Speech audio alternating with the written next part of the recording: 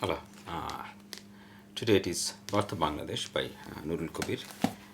Chapter 1, Politics of History and History of Politics, Trapping Bangladesh Movement in Classist, Partisan, Gendered and Jingoistic Historiography. Though I have only read chapter 1 so far, I believe that is enough to tell you that you can buy this book to read, and if you do not read, buy this book for others to read. And there were so many puzzles or missing links I could not solve or understand on 1971 Independence War. I already got a few answers after reading only chapter 1 so far. So please, anyone who wants to know about Bangladesh or South Asia for that matter, and how much it still shapes modern politics of South Asia, this book is a good read. I do not have to read several hundred books or documents or paper clips to get a firm understanding on this topic, because the author has already done that for me as he wanted to write this book. In that sense, this book is a gem. I'm not saying it doesn't have flaws. At first, the author talked about power.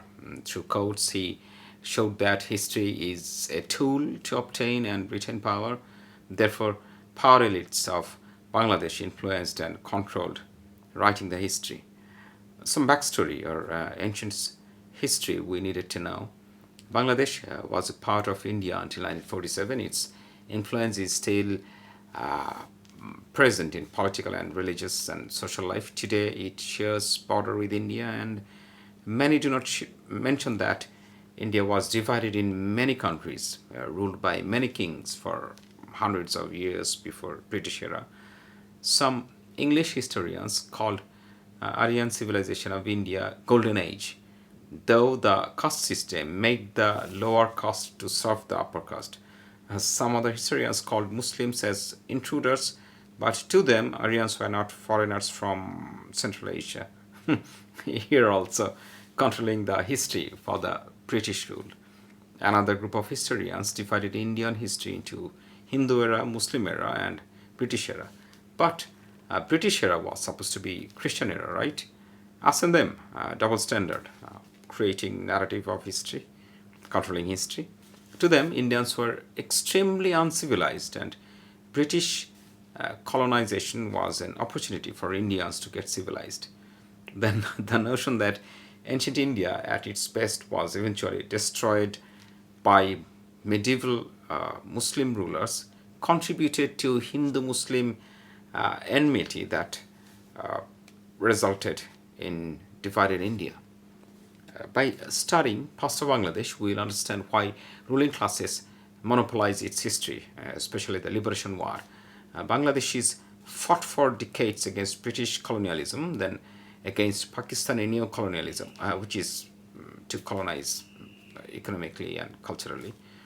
There were not a single but many social, cultural, and political leaders who worked for years for independence of Bangladesh. The author says uh, it is like a relay race in which many a runner serially carries the torch, while the role of none in the race is less important than that of others. But naturally, mass media and people focus on political leaders who are at the last stage as winners or heroes of the prolonged struggle for independence. Here, the task or job of history is to recognize all the politicians and leaders for their contributions. After independence, to continue the political dominance, the ruling class collaborate with like-minded ideological historians to control history through including, excluding, belittling, exaggerating the events. And national history becomes classist and partisan history. A dominant class gets political upper hand over dominated ones. The common people who played the major role become the casualty of classist and partisan history. And then there is a subheading, partisan monopolization of natural history. Bangladesh Awami League and Bangladesh Nationalist Party's history of independence does not match with that of mainstream national history. The mercenary intellectuals, like now, were also active starting from the independence. After all, a regime cannot sustain using only coercive power. This practice gradually spreads to institutions as a judicial body uh, formed by Army League government gave a verdict that uh, debate over settled history is blasphemous. How history is therefore settled? There is mention of an incident of Chief Justice Surendra Kumar Sinha, who was forced to resign and leave the country in 2017 as he declined to give a verdict in favor of the government on independence of higher judiciary. Justice Sinha said in his observation, no nation, no country is made of or by one person. We must keep ourselves free from the addiction of I-ness that only one person or man did all this. Our policymakers now are hardly able to see or envision a future meant for nation. They have personified each and everything. He was referring to Sheikh Mujibur Rahman. Then Sheikh Hasina remarked about Justice uh, Justice Sinha that he's one of those who do not believe in the country's independence. Libraries and museums do not keep books and documents that do not conform to Army League narratives, even if they are left-leaning who participated in the liberation war. In the subheading reviewing the past for a cherished future, the history, if claimed to be settled, is a mockery, anti-democratic approach. Research on history reveals new facts which can change history. The intellectuals studying the history do not have the scope of partisan allegiance, but Bangladeshi historians or intellectuals' lack of analyzing history through critical reasoning brought this unpleasant present. Then the subheading fictionalizing the past for dominating the present. Here, the ruling class made all the contribution and others did nothing as they fabricate events of history. There is hero worship. English writer Aldous Leonard Huxley said, civilization has absolutely no need of nobility or heroism, and that these things are symptoms of political inefficiency. Very true. Both parties create cults out of Sheikh Mujibur Rahman and Ziaur Rahman and deny each other's contribution. To Sheikh Hasina, Zia was a killer of the Bengalis, and to leaders of BNP, Sheikh Mujib did not generate national self-consciousness of Bengalis. In the subheading subjective fancies and crafting cult around the Sheikh, Army League and the intellectuals project that Sheikh Mujibur was the leader of all political movements from 1947 to 1971. Sheikh Hasina said in 2017, Bangabandhu Sheikh Mujibur Rahman has brought us two independences, first Pakistan and then Bangladesh in 54 years of his life. And then pages after pages will detail on the lack of or no credibility of Sheikh Mujib's role in first independence in 1947, some or partial credibility that he must share with others in the page of history in 1971. I should read a paragraph on page 99. It's a long one. It's quite revealing to me about this success in bringing independence and failure to establish a functional democratic state by Sheikh Mujibur Rahman. Kamruddin Ahmed, a pioneering intellectual of Bengali nationalism who closely witnessed the Sheikh's rise and fall in politics, provides some clues. He writes, Sheikh Mujib understood as a disciple of Jinnah, Fazlul Haq, Sohrawardi and Abul Hashim in initial days of his political activism as to what makes a successful politician. Then, he observes, Sheikh Mujib saw that having received no college and university education, Jinnah provided political leadership by his ability to secure financial supports from Indian Muslim entrepreneurs for political mobilization, but he did not notice that Jinnah himself was a very successful entrepreneur who achieved a tremendous success in his legal profession while preparing himself to be an astute parliamentarian. Mujib learned from Fazlul Haq to win hearts of ordinary people by pleasant behavior and recognizing individuals by their name, and to project himself to be the sole champion of interests of Muslim Bengal. But he did not have Haq Sahib's education, intelligence, and the command over foreign languages that earned the latter social respect. Similarly, Mujib learned from Shohid Sohrawardi to establish himself as the leader of a political party by strengthening its organization and inherited his commitment to parliamentary politics. But it was beyond his ability to grasp Sohrawardi's intellectual conviction in liberal democracy and individual liberty that grew in the latter through more than half a decade of reading philosophers like Jeremy Bentham and Thomas Roderick Dhu while in England. Sheikh Mujib, therefore, did not have any conviction in the liberal democratic approach of forging a compromise following debates with those having differences of opinion. Mujib believed in an uncompromising struggle against dissenters.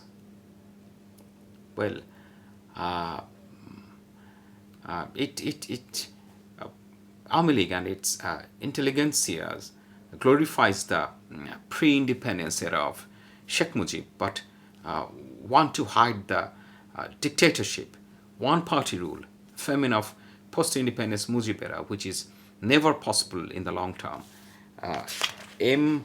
O. Mathai, Jawaharlal Nehru's private secretary, wrote, "No historic person has escaped the closest scrutiny of history. In an open society governed by elected representatives, people have the right to know all about those who govern them."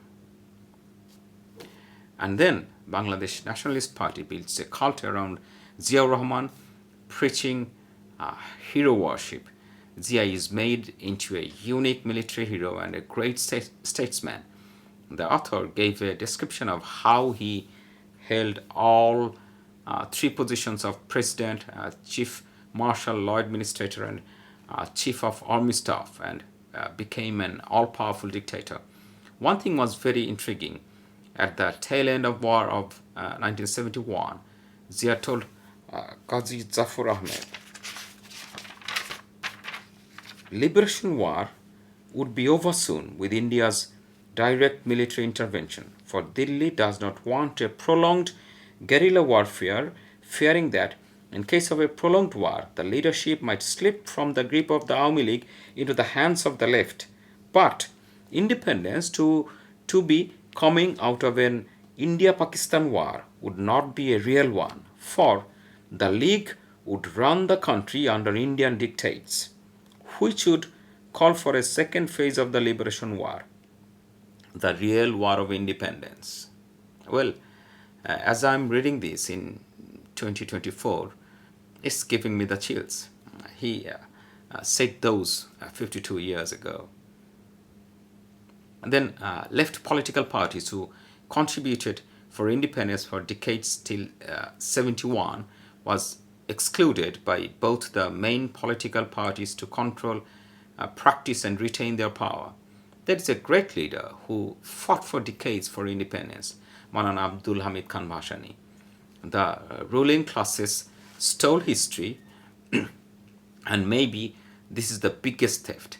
I won't talk about Maulana Bhashani here because I will not stop. I believe whatever right I enjoy today, Maulana fought tooth and nail for that. We do not even utter his name. And then another name is Tajuddin Ahmed, Prime Minister of Government in Exile, who led the war in absence of Sheikh Mujib. Irony is, Awami League does not spare one of its own. They ignore Tajuddin to glorify Sheikh Mujib. Bengali nationality excludes ethnic communities, whereas Bangladeshi nationalism rather became inclined to Islam, excluding the non-Muslims. When many women actively fought while 2 women earned Gallantry Award, they are projected as passive victims of sexual assaults.